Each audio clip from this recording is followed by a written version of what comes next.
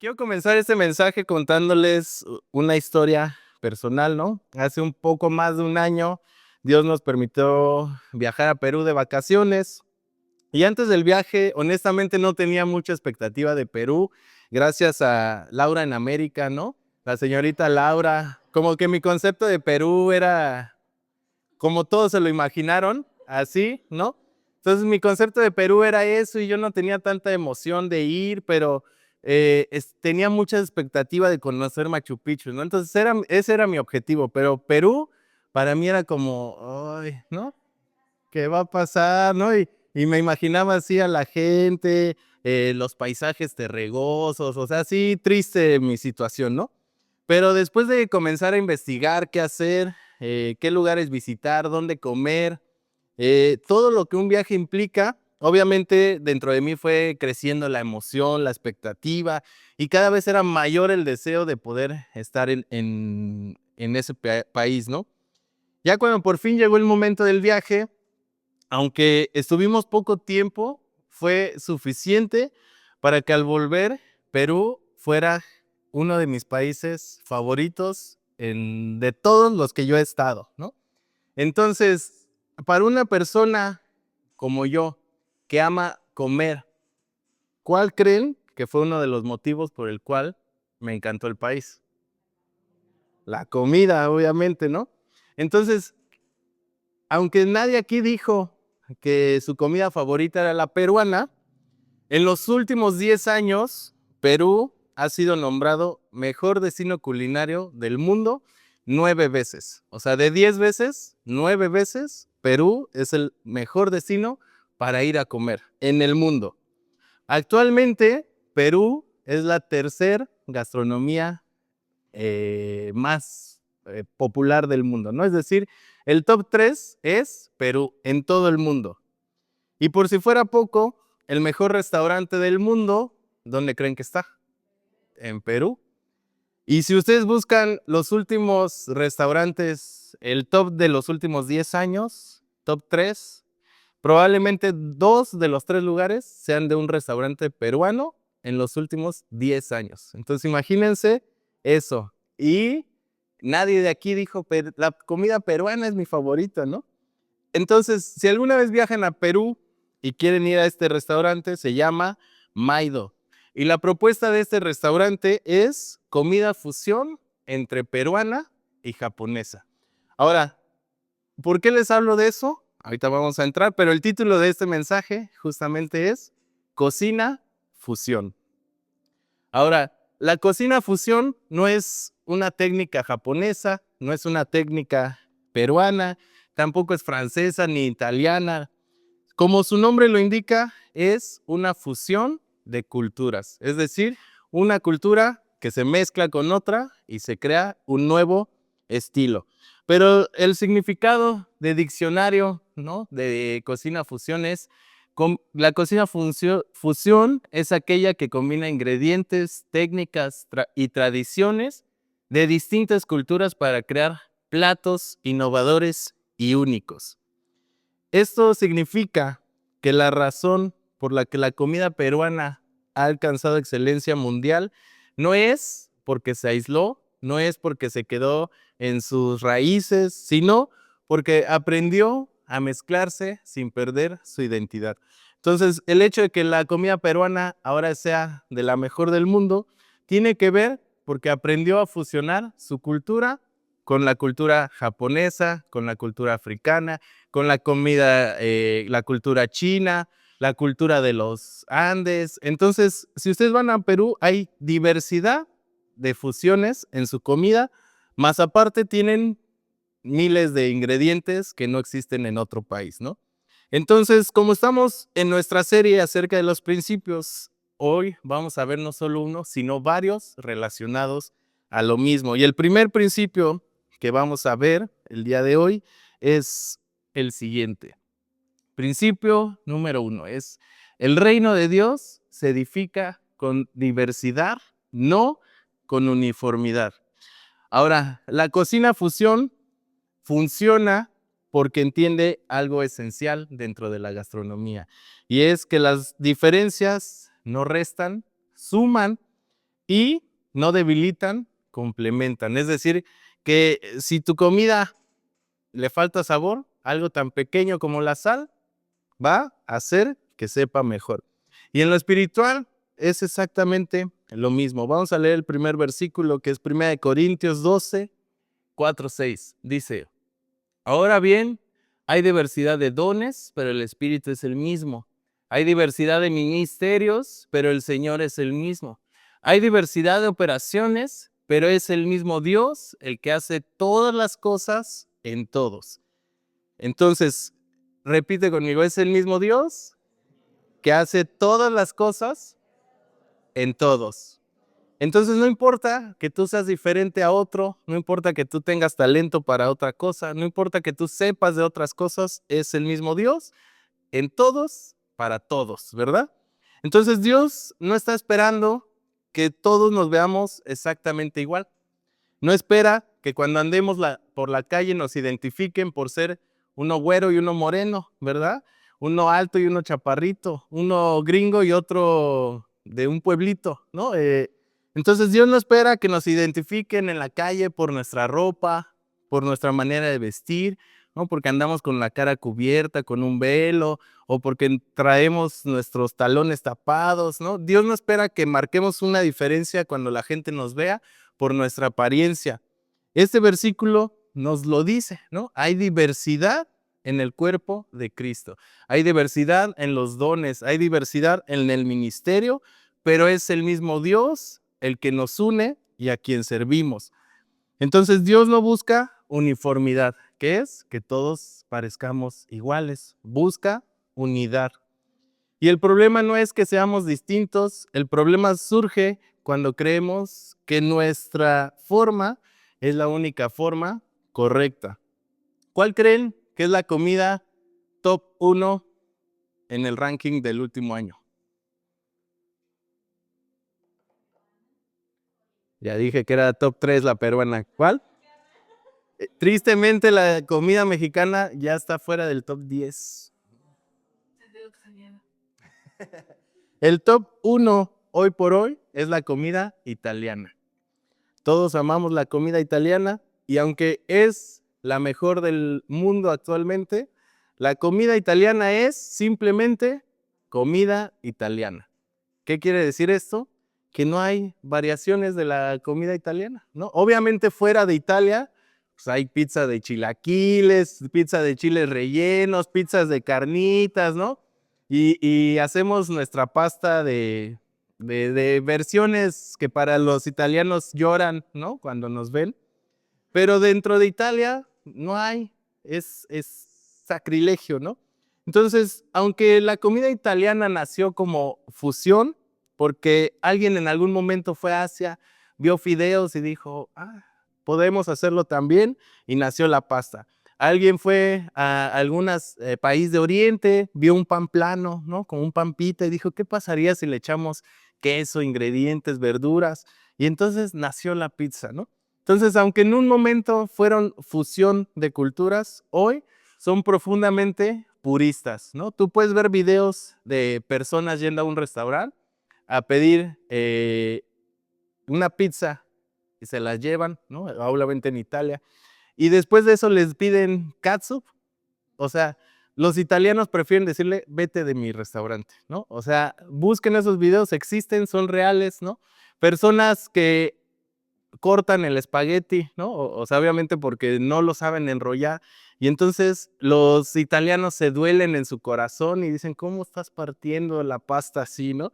Entonces, imagínense que alguien llegue y pida, me da una pizza con piña en Italia, ¿no? Entonces, probablemente te escupan en la cara, ¿no? ¿Por qué? Porque no puedes alterar su cocina, ¿no? Su cocina es perfecta como está, no necesita que tú le añadas o le propongas algo más. Entonces, en algún punto, aunque nacieron como una cocina fusión, alguien dijo, esta es la mejor manera, no puede ni debe cambiar. Por eso, cuando nosotros pensamos o vivimos bajo el principio de mi manera es mejor, tu actitud se vuelve defensiva. Cuando tú crees que tú eres el que tiene la razón y que en ti está la respuesta correcta, pues te vuelves defensivo cuando alguien te intenta dar otra propuesta, otro cambio o algún ajuste, ¿no? En contraste a la comida italiana, la gastronomía peruana no se convirtió en lo que es hoy por sí sola, sino porque se mezcló con distintas culturas y sigue evolucionando. Entonces, la comida peruana ha aprendido a convivir con distintas influencias, como ya dije, ¿no? Creando una nueva identidad y desarrollando versiones de sí misma, mejores versiones de sí misma. Y esto nos enseña algo importante, y es que ninguna cultura puede ser estática, ¿no? Siempre hay que ser progresivo, siempre tiene que haber un cambio, siempre tiene que haber una mejora. Nosotros como cultura tenemos que avanzar, madurar, crecer. Y si en nuestra vida espiritual nos quedamos iguales, ¿no? De decir, es que esto solo tiene que ser así, pues nos quedamos en un punto aislados de toda la realidad y todo lo que pasa a nuestro alrededor. En la Biblia vemos la historia de los corintios, y aunque ellos hablaban de espiritualidad, realmente vivían divididos. Vamos a leer 1 Corintios 3:3, dice: porque todavía son carnales, pues habiendo celos y discusiones entre ustedes, ¿no son carnales y andan como hombres del mundo? Entonces, ellos no tenían un problema de desconocimiento, no era que supieran acerca de Dios, era un problema de actitud, como hablábamos la semana pasada. Un problema donde ellos decían, es que las cosas no pueden ser así, no nos podemos mezclar con otros, no podemos estar unidos a los que no han nacido como nosotros directamente de la descendencia de Abraham, ¿no? Entonces, esto demuestra, como hablábamos la semana pasada, que la actitud siempre demuestra tus fundamentos. La actitud siempre va a exponer lo que piensas verdaderamente. Si tu fundamento es el orgullo, tu actitud va a ser competir, querer demostrar que eres el mejor. Si tu fundamento es la inseguridad, tu actitud siempre va a ser compararte, ¿no? Menospreciarte, decir, es que yo no tengo eso, por eso no puedo hacer tal cosa, ¿no? En cambio, si tu fundamento es Cristo, tu actitud será siempre la unidad y la cooperación con otros, aunque sean distintos a ti. Por eso nuestros principios se revelan en cómo tratamos a aquellos que no son como nosotros. Entonces, el siguiente principio es: las diferencias nos complementan. Si nosotros, cada uno de los que hoy estamos aquí, solamente nos rodeamos de personas que son iguales a nosotros, lo que va a pasar es que nos limitamos. Si solo caminas como quienes piensan como tú, si solo andas acompañado de aquellos que piensan igual, de aquellos que viven cercano a ti, ¿no? Que son de tu mismo código postal, que tienen tu edad, que tienen tu misma cultura, que entienden tu trasfondo, eso no te hace crecer, al contrario, te debilita. ¿Por qué? Porque solamente te quedas contigo mismo reflejado en otras personas. Entonces, si solamente te rodeas de aquellos que son iguales a ti, básicamente estás andando con un reflejo tuyo, pero en otra persona. Entonces, Dios quiere que aprendas de alguien que no es como tú, de alguien que no piensa como tú, de alguien que no actúa como tú. Esto, aprender de otro que es diferente, es incómodo y toma tiempo. Es algo que es difícil, es algo que cuesta, pero es algo que es necesario. Entonces, cuando tú decides aprender de otros, no te debilitas, al contrario, te fortaleces. Vamos a leer 1 Corintios, ahora unos versículos adelante, 4 y 7. Dice, cuando uno afirma, yo soy de Pablo, y otro, yo soy de Apolo, están manteniendo criterios puramente humanos. Al fin de cuentas, ¿qué es Apolo? ¿Qué es Pablo? Simplemente servidores, por medio de los cuales ustedes han llegado a la fe. Cada uno de nosotros hizo el trabajo que el Señor le señaló. Yo sembré y Apolo regó, pero Dios es quien hizo crecer lo sembrado. De manera que ni el que siembra ni el que riega son nada, sino que Dios lo es todo. pues Él es quien hace crecer lo sembrado. Entonces, nuevamente, repite conmigo, Dios lo es todo. Y esto nos demuestra una vez más que los corintios se creían espirituales, pero su división entre ellos mismos demostraba que eran bien carnales, ¿no? Eran bien carnalotes. Entonces, su incapacidad para llevarse bien con otras personas demostraba que algo no estaba bien en su relación con Dios. Ahora, ¿por qué Pablo está diciendo quién es Pablo y quién es Apolo? Es porque Pablo y Apolos no eran el mensaje que ellos enseñaban, no eran el centro del mensaje. Jesús era el centro del mensaje. Por eso él está diciendo, ¿y qué si fuera Pablo? ¿Y qué si fuera Apolo? ¿Y qué si fuera Juanito? ¿Y qué si fuera Pedro? ¿Y qué si fuera quien sea? El punto es que Dios lo es todo, ¿no? Y lo interesante y lo más impresionante de esta historia es que Pablo no defendió a su club de fans, ¿no? Él no manda una carta para decirle, oigan, relájense, ¿no? Yo puedo defenderme solo, sino que él mismo denuncia la división, aunque la división lo beneficiara, ¿no? O sea, Pablo pudo haber dicho, pues yo voy a tener mi séquito de seguidores y puedo empezar algo nuevo yo, ¿no? Sino que él mismo hace una pausa y dice, no está bien lo que ustedes están haciendo. Y este versículo nos muestra que muchas veces las personas o los cristianos en general se frustran porque quieren regar cuando Dios los ha llamado a plantar, o quieren plantar cuando Dios los ha llamado a regar. Otros se frustran porque quieren producir los resultados que solamente Dios puede dar. Entonces, este versículo, y si lo comparamos con el título del mensaje, es que si la cocina fusiona, es porque cada ingrediente se complementa de manera diferente. Cada ingrediente cumple su función. Por eso la iglesia es exactamente lo mismo.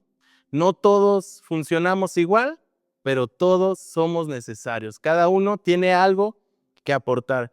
Entonces, esta historia y este versículo nos enseña una verdad esencial, y es que nos necesitamos. Cada uno de nosotros nos necesitamos. Necesitamos nuestras diferencias. No, ¿por qué? Porque no podemos hacerlo todo solo. No podemos aprender de, como ya decía, de aquellos que son iguales.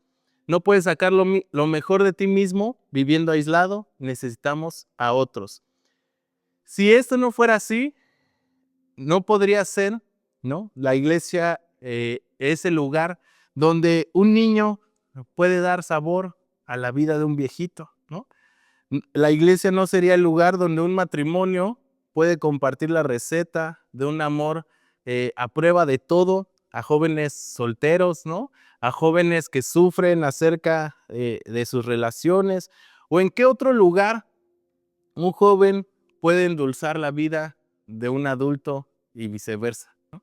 ¿En qué otro lugar tus debilidades complementan a otra persona? ¿En qué otro lugar tus fortalezas ayudan a alguien más, ¿no?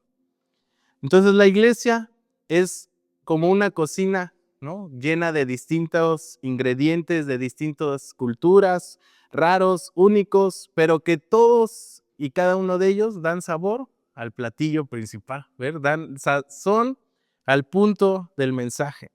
Entonces, Gálatas 3:28 dice lo siguiente: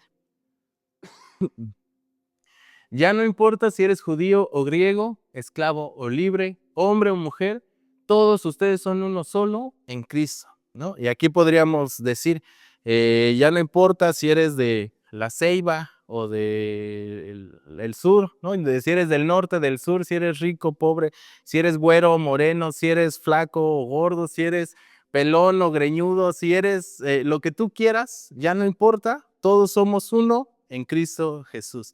Y ese mensaje en su momento fue una revolución, porque el problema de la iglesia de Gálatas era que algunos insistían en seguir marcando divisiones.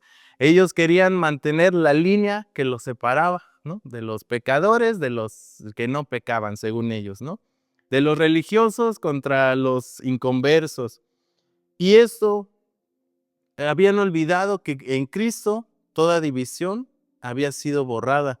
Por eso ahora que Jesús es nuestra identidad, esa identidad es más importante que cualquiera que hubiéramos tenido antes. Cuando Cristo es nuestra identidad principal, no necesitas defender tu etiqueta secundaria, ¿no? Cuando Cristo es tu identidad principal, no necesitas decir, yo soy abogado, ¿no? Del licenciado Carlos, el ingeniero, el doctor, el no sé qué, ¿no? Y te importa más tu etiqueta secundaria que tu identidad en Cristo. ¿Por qué nadie nos presentamos como, hola, soy cristiano, ¿no? Soy cristiano Carlos, ¿no? No, preferimos resaltar nuestras virtudes y cualidades humanas antes que las espirituales. Y por eso, aunque el día de hoy muchos marcan líneas entre denominaciones, entre hombre y mujer, entre países, entre partidos políticos o clases sociales, todo eso ya no importa más en Cristo. Y por eso la unidad que Dios quiere de nosotros, no nace o no nació de logros humanos. Surge cuando las personas somos salvadas por Jesús. ¿Por qué? Porque de esa manera se crea una unidad entre los que son salvos y nuestro Salvador, ¿verdad? Entonces la unidad no viene por nuestro esfuerzo, sino porque Dios, Jesús, vino a unir el pecado con su Salvador, los inconversos con Cristo, ¿no? Entonces todo eso, esa unidad fue formada por Jesús. Entonces la iglesia, hablando de este tema, fusiona el cielo con la tierra. Nosotros somos la fusión del cielo con la tierra. Por eso somos llamados a ser embajadores de Cristo. ¿Qué es un embajador en estos tiempos? Alguien que representa su cultura a donde sea que vaya. Entonces nosotros representamos la cultura del reino. Nosotros somos responsables de mostrar las buenas noticias. Nosotros somos responsables de mostrar lo mejor del cielo aquí en la tierra. Por eso nuestra cultura es real, pero también es progresiva, ¿no? No es una idea, no es meramente positivismo, no solamente es decir, sí, todos somos buena onda porque somos cristianos, sino que nuestra cultura es real. Creemos que nuestro deber es mostrar el cielo en la tierra, pero también sabemos que esto es progresivo. Nadie puede mostrar todo lo que Dios tiene preparado si no trabaja en progresar. Seguimos cambiando, seguimos creciendo, seguimos madurando. Por eso el mensaje de la Biblia es unidad en diversidad. Es estar unidos todos, aunque seamos diferentes. Siguiente principio es, funcionamos mejor cuando estamos juntos. Todos conocen la historia de la Torre de Babel. ¿Todos la han escuchado alguna vez? En esta historia nos dice que Dios bajó y vio lo que estaban haciendo. Este versículo no está, pero lo pueden leer, es Génesis 11:6. Y cuando nos dice que Dios bajó y vio lo que estaban haciendo, cómo estaban construyendo y cómo están alzando esa torre, lo que dijo fue, miren, la gente está unida y todos hablan el mismo idioma. Después de esto, nada de lo que se propongan hacer les será imposible.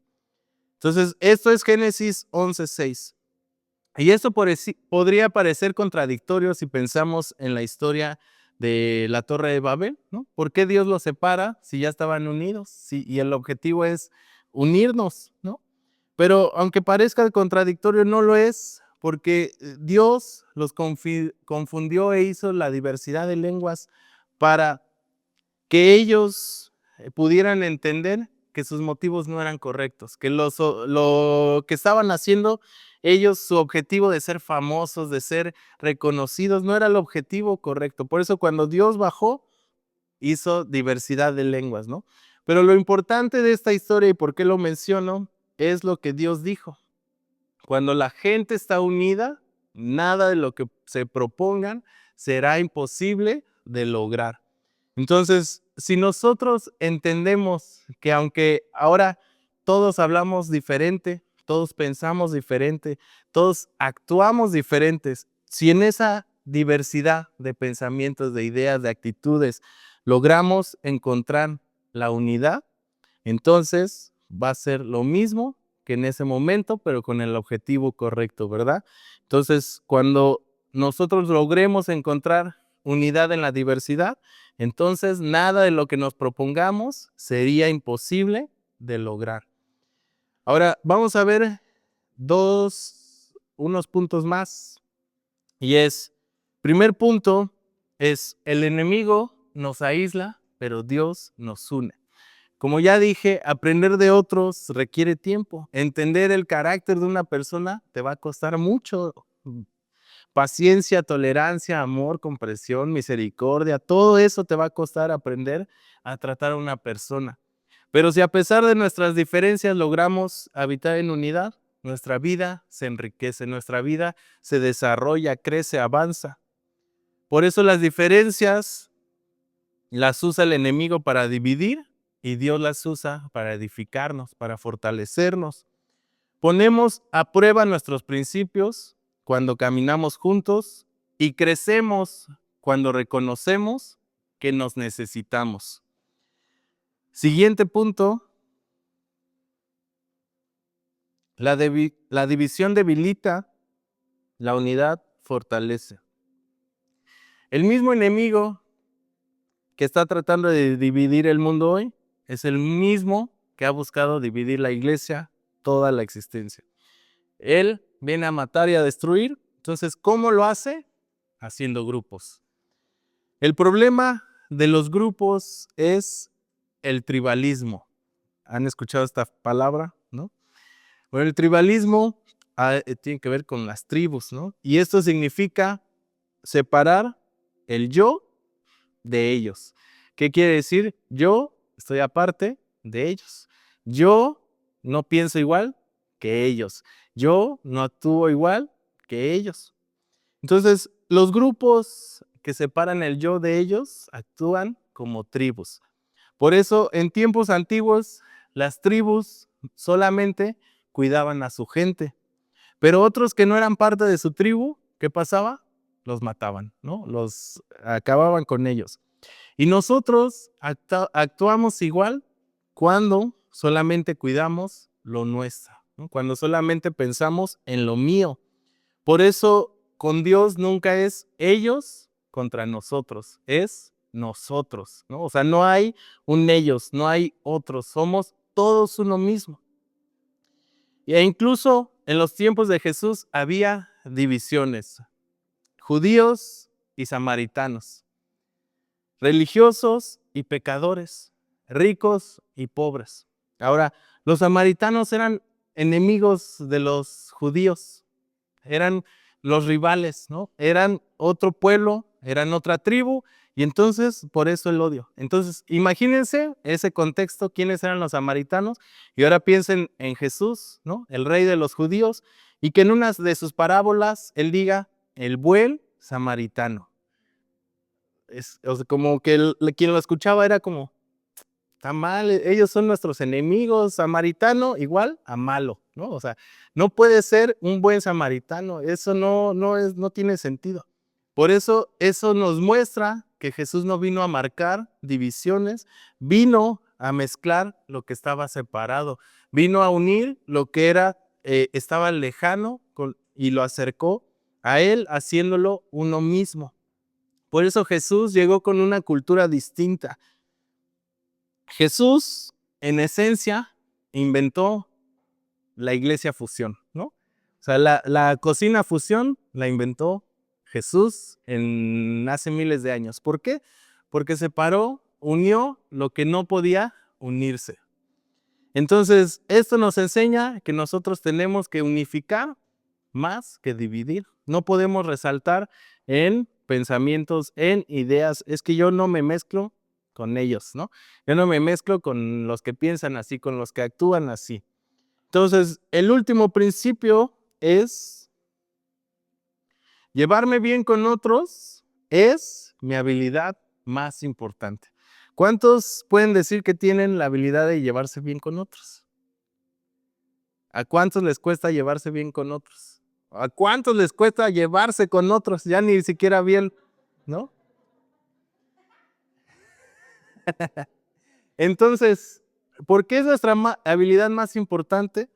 Porque si tú puedes llevarte bien con otros, vas a poder mezclar la cultura del cielo con la cultura de la tierra. Vas a poder unir el pecado con su Salvador, ¿no? Vas a poder unir lo que está mal con lo que está bien. Entonces, si tú no eres capaz de llevarte bien con otros, te va a costar mucho trabajo poder fusionar culturas, ¿verdad? Dice el último versículo, Salmos 133. Vean qué bueno y agradable es que los hermanos vivan como unidos. Ahí es donde el Señor envía la bendición de una larga vida. Entonces, el enemigo quiere dividir porque la bendición de Dios está en la unidad. Como ya decía en la historia de Babel, ¿no? Si ellos hubieran tenido el propósito correcto, hubieran sido quizás una gran nación, ¿no? Entonces, si ahora nosotros logramos esa unidad con otras personas, si nuestros principios son llevarnos bien, ¿no? Si nuestros principios son relacionarnos, si nuestros principios son mezclar el cielo con la tierra, entonces tu vida y la de otras personas a tu alrededor va a empezar a saber mejor, ¿no? Entonces, ya para cerrar, el enemigo usa nuestras diferencias para dividirnos. Es que él es de Morena y yo soy una familia tradicional panista, ¿no? Él es del América y yo le voy a las Chivas, ¿no? Él es vegetariano y yo carnívoro, ¿no? Entonces, eso para el enemigo es motivo suficiente de causar una división. En cambio, Dios usa esas diferencias para crear algo nuevo con mejor sabor, ¿no? Entonces, ¿quién diría que la pizza con piña sabe buena si alguien no hubiera mezclado esos ingredientes, ¿no? ¿Quién imaginaría que un sushi frito con queso manchego, ¿no? Y cubierto de barbecue fuera delicioso, llenador y un placer en la tierra, ¿no? Si algún loco, ¿no? No hubiera inventado y dicho, pues a ver qué pasa, ¿no? O si hago mi propia versión de sushi.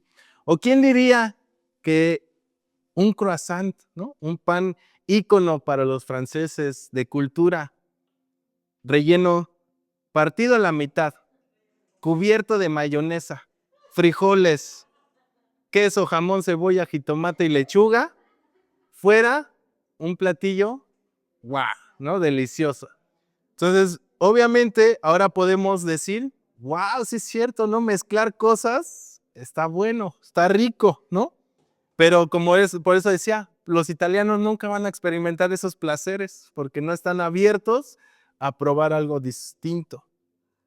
Entonces, ¿qué quiere decir esto? Dios toma nuestras diferencias y nos fusiona con Él para hacer algo único que funciona perfecto y a través de eso resaltemos su sabor y atraigamos a otros para que prueben la cultura del cielo, para que prueben el sazón del cielo. Entonces, voltea y agárrate a alguien, ¿no? Puede estar contigo o no, ¿no? Pero ponle la mirada a alguien, velo fijamente, quiero ver que lo estés viendo.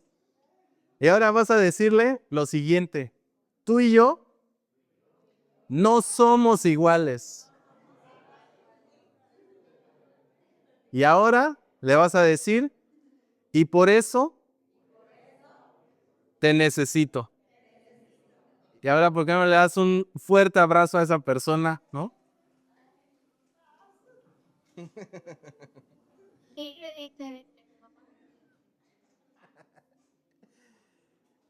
Entonces, con esta última frase cerramos este mensaje.